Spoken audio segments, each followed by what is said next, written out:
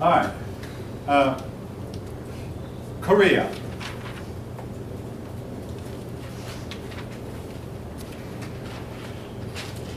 The book doesn't say a lot about Korea. There won't be much on the test. One thing I want you to remind you, whereas Japan has remained more or less united down through the ages, Korea has not. Korea has spent most of its time either divided or ruled by foreigners. And fast forward to 2014, Korea is almost hopelessly divided today between two conflicting ideologies. And both of them have alliances with much, much bigger countries. So it seems like the hope of Korea uniting is very, very slim. Anyway, the word Korea comes from the Koryo, K-O-R-Y-O, a dynasty that lived there in the region.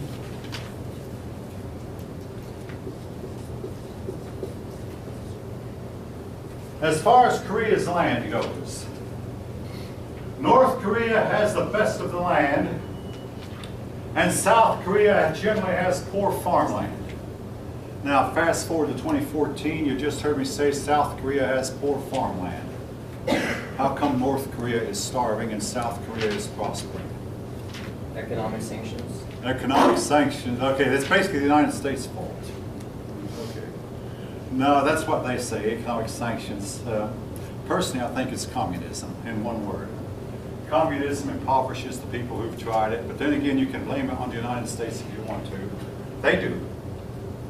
North Korea blames all of its problems on the United States. But anyway, the economic sanctions have something to do with it. But essentially, I think the whole problem is communism. South Korea has copied the Japanese and the United States, and they're industrializing. Anyway, that's 2014. But now back to the past. At one time in its history, Korea was divided into three countries. And they fought each other and eventually achieved something that might resemble a little bit of unity. Korea has had to continuously fight off Japan or China or both. China has often gone to war with Japan over Korea, the most recent war being the Sino-Japanese War in the late 1800s, where China and Japan fought over Korea, and Japan beat China badly. The Mongolians, when they came down from Mongolia and they eventually conquered China, the father Genghis Khan was not quite able to conquer all of China, but his grandson Kublai Khan was. Kublai Khan went in and conquered Korea and forced the Koreans to pay tribute. I say he then tried to conquer Japan but could not.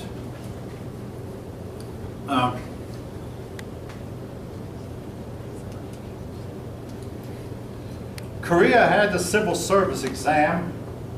Now, the thing about all three of these countries, Vietnam, Japan, and Korea, they only allowed men to take the civil service exam. But in a minute I'm going to talk, there was a difference. Vietnam allowed all men to take it, rich and poor alike. Korea and Japan only allowed the wealthier to take it. Now, I'm making a blanket statement. There were times when Japan relaxed and allowed people from the lower classes to take it. But Japan never got to where it allowed its lowest class, and this is something I failed to mention, the Edda, which can be these were the low class people in Japan, and they can be compared to the untouchables. But they were never allowed to take the exam. In the case of Korea, again, generally the upper classes, the educated, could take it. In Vietnam, practically any male person could.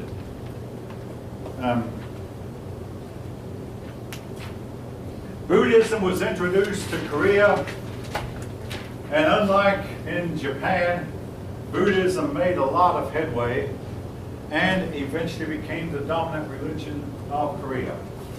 I cannot tell you what their religion was before that time, but Buddhism became the dominant religion of Korea until the time of the Korean War.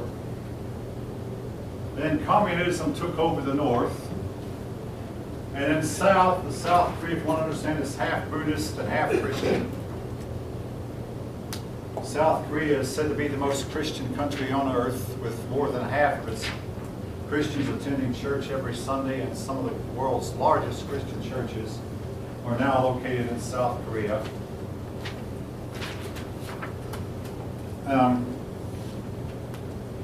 But Buddhism, again, made a lot of headway, and under Buddhism, a lot of magnificent monasteries were built.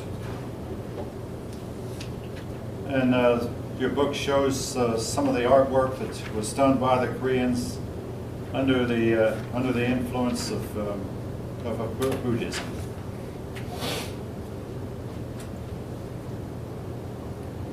The Mongols took over, and under them the Koreans suffered greatly. The Mongolians were a cruel people at best, and Korea was to develop a hatred for foreigners, to where they eventually became known as the Hermit Kingdom, a kingdom that tried to keep foreigners out, similar to Japan, and to isolate itself, because all foreigners ever did for them was fight over them, fight to conquer, and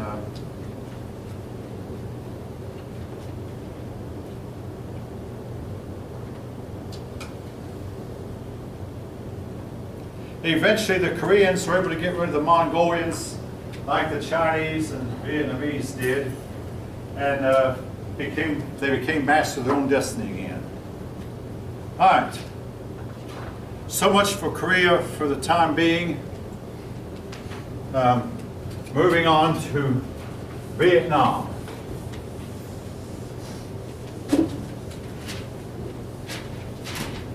The earliest people we know about in Vietnam were the Viets, from which we get the name Vietnam. Now, some of Vietnam's history sounds very much like 20th century. In it,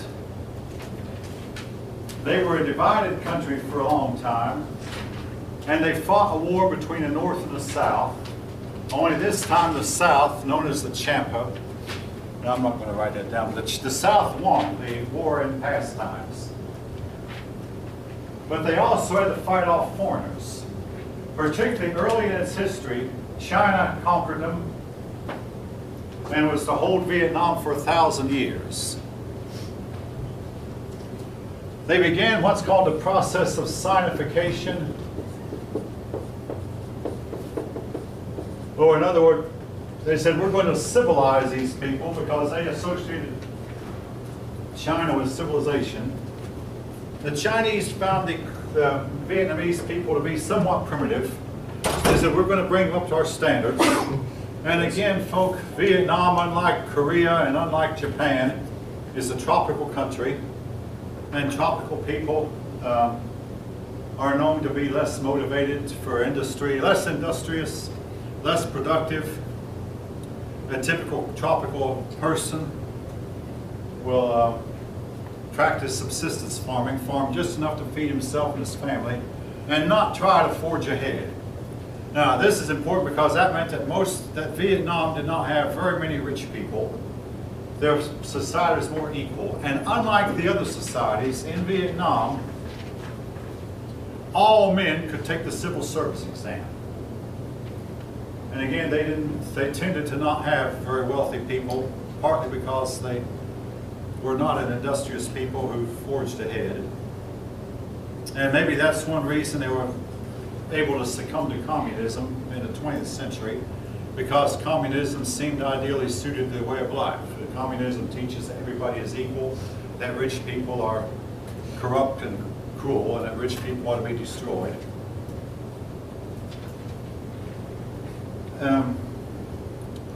Even though the communism that these places, the places that still have communism, China and Vietnam, have modified it greatly to where they do have rich persons, Cuba, and among others.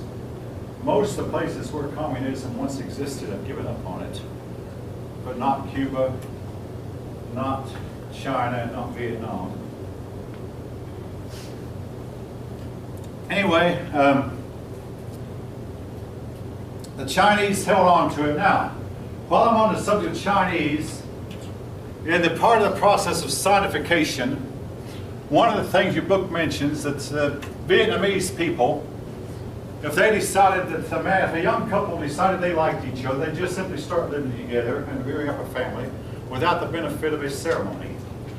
The Chinese said, no, this is immoral. Before a couple start living together, they should have a wedding. There shouldn't be a ceremony. And they tried to convince the Vietnamese that they would get more respect among people and their reunions would have more respect if they had a ceremony. Eventually, the Vietnamese agreed, and they began to practice before the couples started living together. They'd have a wedding ceremony, and couples would not live together until after the ceremony. Folks, again, I know I'm talking to a class of 21st century young men and women, and you can decide for yourself what you believe about it. But during most of my lifetime anyway, couples do have more respect among, if they do get married before they start living together. But you can argue if you want to, that's changing. Nevertheless, that was part of the process of sinification, trying to get young couples to actually have a wedding ceremony before they started living together. So signification is wedding ceremony? Basically, it's the word sign means, it means to Chinify them, to make them like the Chinese. Sinite, I mean, the Chinese claim they're descended from people called the Sinites or the Chinites. But basically, they were Chinifying them. So that word sign is the same as C-H-I-N, sign. But the fact the war that China and Japanese fought is called the Sino-Japanese War. Again, China has sometimes been called the land of the Sinites, the Sinar. But basically, sinification was, we want to bring you up to our level and put you under our laws and have you promote your people based on the scores of a civil service test, which the Vietnamese adopted. Now, in Vietnam, women were higher elevated than they were in any of these places we've talked about, China, Korea, Japan. Women in Vietnam, continuously down through history, could initiate divorce proceedings against their husbands. Now, also, folk, a lot of women led the rebellions that the Vietnamese conducted against the Chinese during the 1,000 Years' rule. The Vietnamese were to spend 1,000 years. Now, I've had, in the 14 years I've been here, I've had one student do a paper on one of Vietnam's female heroes who tried in vain to drive the Chinese out. And but basically, some of the people who led the Vietnamese rebellion were in fact women. In Great Britain, there's a woman, and if you go to the British Parliament, you'll find a statue of her, who also led a rebellion against the Romans that lost. Generally, these female-led armies lost. Now, in the next chapter, a couple chapters down, we're going to talk about a French woman named Joan of Arc, who led the French to victory against the English. Lost her life doing so. But there have been women from time to time down through the ages who have led armies and led your people. And some of the Vietnamese women, the Vietnamese are looked on as heroes because of their attempts to get the Chinese out. Well, after 1,000 years, the Chinese were driven out. Then came the Mongolians. The Mongolians, after taking over China, went down here to Vietnam and initially conquered Vietnam, but only held it for a short time. The Vietnamese resorted to guerrilla tactics, which the Mongolians, with their mounted cavalry and their gunpowder, were in no position. I mean, hey, Mongolia is a wide open desert where you can see for miles. The Vietnamese quickly learned the weakness of the Mongolians, and they would grab some kind of weapon, wait for the Mongolian army to come by, and in the meantime the Vietnamese would be hiding behind reeds and rice paddies, behind bushes, behind any kind of jungle undergrowth they could find. And they would strike at a Mongolian warrior and then just vanish. So the Mongolians would be marching along and whoop, one of them would drop dead. March along a few more feet and another one would drop dead. The Mongolians suffered such heavy losses at the hands of the Vietnamese, they said, we don't know how to fight this, that they simply left. They couldn't, just like the Islamic people before, who came over here. Fighting in a desert is one thing, fighting in a jungle is another. And folk, this guerrilla warfare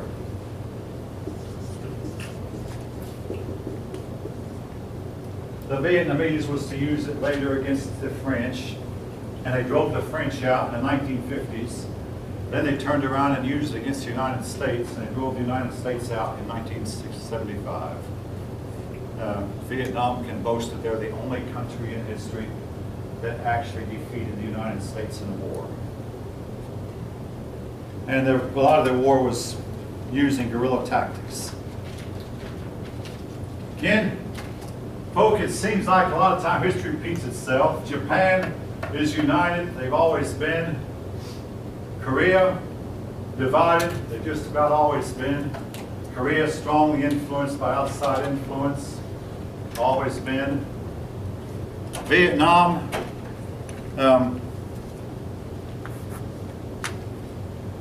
Vietnam today is united. Throughout a lot of their history, they've been either divided or ruled by China. For a while, they were ruled by the French. Today, they're ruled by no one. They've driven out all their invaders. And they're an independent country.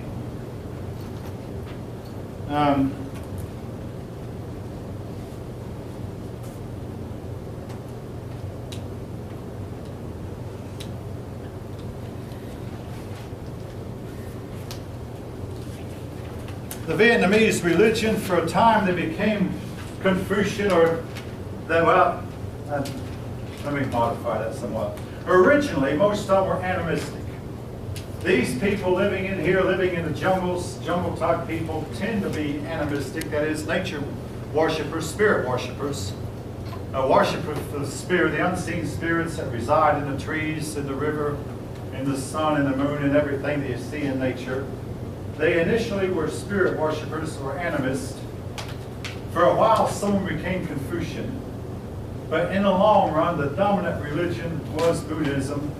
Buddhism seemed to appeal more to these people living in here than it did Confucianism. Shintoism, or Japanese religion, never got anywhere outside of Japan. Partly maybe because the Japanese do not try to make converts.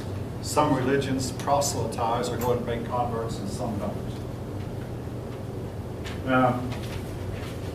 Vietnam, today, the ones that have any religion at all, for the most part, it's Buddhist. Catholicism did make some headway in Vietnam during the time the French held it. What was the two religions you said in Japan? Shinto and what else? Japan is mostly Shintoism. Buddhism tried to get in, but they didn't make much headway. Oh, but you just said Shinto. Yeah, Shintoism is for Japan. Oh. Japanese. China, the main religion, Confucianism. India, the main religion is Hinduism. This part of the world, Southeast Asia, generally Buddhism.